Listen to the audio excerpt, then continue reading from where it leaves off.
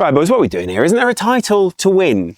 I feel like all the chat has been everywhere but on the field for Liverpool over the last few weeks. And even then, when there was on the field chat, one of them was about Newcastle. Well, multiple chats about Newcastle and multiple chats were about PSG. And even though we even won against PSG, we still managed to make that sound like it was in some way a loss. Maybe because in the second leg, it did ultimately finish as a loss. And I think at the moment, because of the result pre-international break, because we've been allowed to kind of stew in that space, because of the potential or alleged headlines that are broken around Trent, there is an overall malaise which surrounds Liverpool right now. And I know it sounds pretentious, but I might quote a book here. There's a guy called Eckhart Tolle.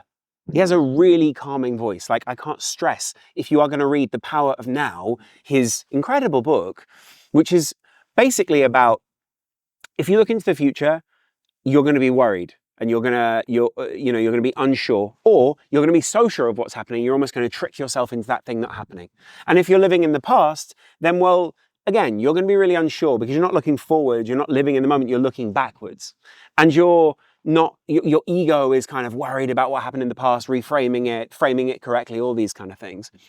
And at the moment, all the headlines that are surrounding Liverpool are all about Liverpool looking into the future or Liverpool looking into the past. And I'm not saying there's some sort of grand conspiracy, but guys, if there was ever a club that live in the moment, if there was ever a team who really should be saying, Trent Alexander-Arnold is our guy, we get that, he gets that, and ultimately he's moving on because of the smart things that we understand, even if it does feel like betrayal, even if it does feel underhanded, even if we are confused by the situation, the thing that we should be focusing on is getting to 20.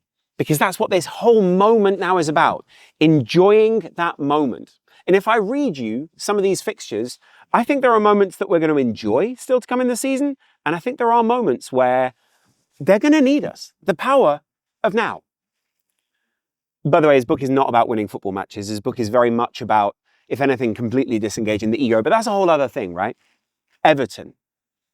That's got a draw written all over it, guys. And despite the 12-point gap between us and Arsenal and the historically unprecedented swing that Arsenal might need to curate, I still think this will be a lot tighter than a lot of people are giving it credit for. And I'm going to tell you why. Everton.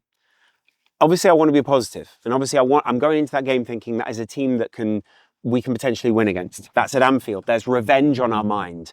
There is this idea overall that we should, get back at them for that late goal at Goodison, which, ultimately is a good goodbye to Goodison. So I don't really resent that in that way. But ultimately, we could be 14 points ahead. Didn't need to be that. Liverpool sort of capitulated in that game. Let's be honest. Come on. Fulham away. Really tricky game. Despite having just lost to Crystal Palace, despite having, games where they're up and down, Fulham are a side who are only just a couple of wins away from a Champions League spot and potentially catapulting themselves to the next level. Not that Liverpool, again, don't have their own motivations, but it's just we've seen over the last few weeks. A few players look a little tired, a few players look a little jaded. Not that Arsenal don't have a few players that don't look a bit tired or a bit jaded, but there are equally players that are looking to move away. Same with Arsenal, by the way. It's not as if Arsenal don't have players who are looking at the summer and thinking, okay, I could be on my way out here. It's just that that's not the headline right now. The headline is that Arsenal are punching up. Arsenal are coming back.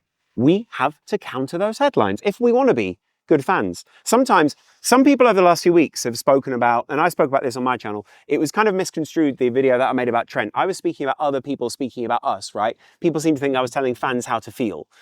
At the same time, I've got to admit, I do get a little bit frustrated when I hear from fans speaking and just saying, well, I've got an opinion, I should just be able to say it. Absolutely. Everyone can air their opinion. Everyone has a right to say what they think and feel in that moment. But I think sometimes we're encouraged en masse just to dump those feelings, burn t-shirts, tell them that Trent is this or that. For other people, we go, right, we'll just put those opinions out there and then we'll judge them and other people will judge them and work out what's right. Whilst that does work, it's not always the most constructive way to come to a positive conclusion. Emotional dumps, those kind of things, don't really work anyway. But it doesn't lead to a great feeling, put it that way, guys. And it also sometimes can force or push people away. Sometimes it's a good idea to remain a little more, hey, look, there's a title to be won. There's a little more of a neutrality here. We maybe might need Trent. We might need leaders around the dressing room, even if they are injured. You know, there's that cryptic story from Mo Salah. It's not even cryptic, he just posted a story, but there's Ibrahima Konate kind of hiding on the far end of a massive couch. Dominic Szoboszlai being huge next to Ibrahima Konate is also huge. Both of them are looking in one direction. From Mo Salah's perspective, we see the camera pivot and boom, there he is. The villain of the piece, as some people have portrayed him. Not me, but other people have portrayed him. The guy who this team essentially will still love and will still rally around because they all understand his plight, because they're a player and they're coming from this position. Just chatting, being a human, being a real person. During Ramadan, I think that's critical.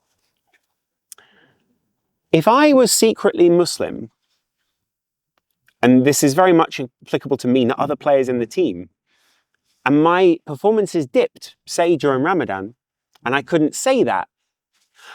I'm just saying. Anyway, Fulham, it's a tricky game. West Ham, tricky. West Ham earlier in the season, I actually think they will have felt a little bit hard done by. And I think if anything, you know, that team is very, very capable and also desperate for points. As much as I dislike West Ham, you know, you got to give them credit.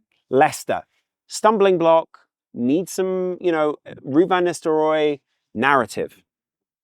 Spurs, desperate for points, desperate to prove themselves towards the end of the season, possibly also dropping away, possibly on for Europa League or whatever. But the point is really, there is a hugely low plane. That plane looks so low. Anyway, that's tricky. And also remember, obviously they had a pretty good result against us earlier in the season.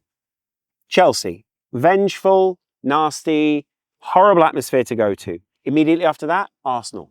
Now, I'm not going to do the points addition things because I hate doing the old, well, we'll win that and then we'll lose that and we'll win that and we'll lose that. With 9 games to go? Yeah, 9 games to go. We need, what, 12 more? 15 more points to really make sure of it? And that's judging, by the way, that Arsenal will win all of their games. Arsenal come to Anfield. Say that in that time, right, Arsenal have won all those games and we've had a couple of stumbles because, you know, it's feasible, by the way, that a couple of teams will stumble or we will stumble or, you know, we're having our stumble now and Arsenal are having theirs earlier on in the season. Say it became 6 points or that 6 points became 3. And then the pressure was on to win against Brighton. The pressure was on to win against Crystal Palace. Brighton still at that point in the season where they could be making Europa League, they could be making late stage Champions League, kind of 5th place. And Palace, well, actually, I don't know what Palace have still got to play for. Palace, 12th, 39 points. Too far off Champions League, but maybe within touching distance of Europa League. Too many strong teams ahead of them. Crystal Palace, let's hope, considering our history with Crystal Palace and title run-ins, that we are in a good position by the time that we face Palace, because I don't want to have to face Palace and remember the 3-3, Luis Suarez, all the rest of that stuff. Do you know what I'm saying? I'm not saying that we are going to buttle it, because I don't think that's the way it works.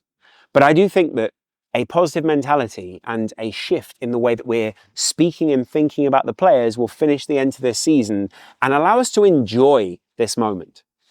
The power of now, which for some weird reason I've chosen to focus on in this video, is a very galvanizing, I'm here, I've got life to live. You know, if I focus on the now, the future is better. If I focus on the now, the past feels good. And it's not me saying, don't speak about Trent. It's not me saying, don't have theories about it. It's me saying, how can we work out as a fan base healthy or at least positive ways, now let's say positive, at least healthy ways, to deal with this season. I don't want to come to this parade at the end of the season with people telling me how to feel about the narrative of Trent Alexander-Arnold. Some people yesterday were saying, well, you're telling me how to feel. No, guy, I'm just putting my opinion out there as to what I think online, right? I'm not saying I have a definitive say on anything to do with Liverpool. It's very clear that I don't, by the way. It's very clear that I will be wrong about a lot of things. That's kind of the whole point of some of these videos is, you know, you're meant to kind of put your opinion out there and then we discuss it respectfully. Even if I put shut up in the title, you know that's clickbait. Come on, guys. But the point is, I know that there's a possibility Trent does never play for us again. There's a possibility he never steps on the field again. Some people saying they would step him down even if he could anyway, because he's not definitively pledged his future to the club. I can understand that mentality. But at the same time, sometimes it's good to wish people well. Sometimes it's good with, like Darwin Núñez, who's possibly want away from Liverpool as well, to wish these people well, to give them the energy that they need in this moment to perform for us, rather than having performance anxiety or worries or any of these things. It's not me saying I don't think that, there is some distraction for Trent, or there is some distraction for a couple of those players, Salah, Verge, even Andy Robertson. I'm not saying that he will leave. I'm just saying, if I knew that this was essentially some of my last first team starter acts for a side, how would I feel? Do you know what I mean? And then there's kind of this focus on, how can I put it? The fact that this is a team from the past who are about to be a team of the past. So it's a team built by Klopp, harnessed by Slot, that potentially this summer we're about to almost completely dismantle, apart from obviously that spine of Verge, potentially, Salah, potentially. And it's the lack of communication, it's the lack of taking charge of the narrative by Liverpool Football Club, giving us something that we can hold on to in this, that is sending us, so to speak, right now.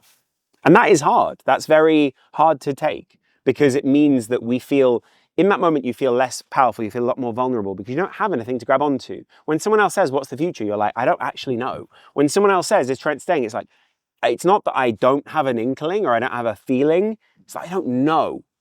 And in football, it feels good to know. Do you know what I mean? It feels good to, that's why these theories feel like they need to be concrete rather than a theory. But I still feel this is an incredibly well-bonded team. I think this is a team who, have finished first in so many metrics. You can pick the metrics, obviously, but have finished first in so many metrics this season that overall show that the arc of this side, and when Arne Slot's fingerprints continue to imprint on this team through bringing new players in, through shifting position, through having time to coach them, they can improve. And as much as Arsenal may have, dropped away, or City have not been, or Arsenal may be coming back strong, you never know, but they've dropped away earlier in the season. City have been very poor. There's been very little pressure on us for a majority of this season. That doesn't mean there isn't pressure to come this season, that there won't be 6-point gaps, that there won't be 9-point gaps, that there won't be 3-point gaps at some point in the season, right? Because that's kind of the point of competing for a Premier League title. It's hard. It's arduous. It is relentless. And that's part of the emotion at the end of the season, right? Anyway, that makes sense to me. I hope it makes sense to you as well. And I hope that you are enjoying Eid. I forgot to say Eid Mubarak. Forgot to say it to my Muslim followers, to the people who, stick around. Enjoy it, guys. I hope you're having a great day. I hope you're enjoying whatever gifts you've exchanged. I hope you're enjoying the moments with your family. This is essentially, for people who aren't Muslim, Christmas. The equivalent of that, or Hanukkah, or I don't actually know many other festivals. I'm pretty Abrahamic in that sense. Anyway, that's what's been stopping me speaking to you over the last 2 weeks. Do you know how frustrating that is for someone who makes a freelance gig? It's horrible. Anyway, appreciate you guys watching. I will chat to you in a while. Much love.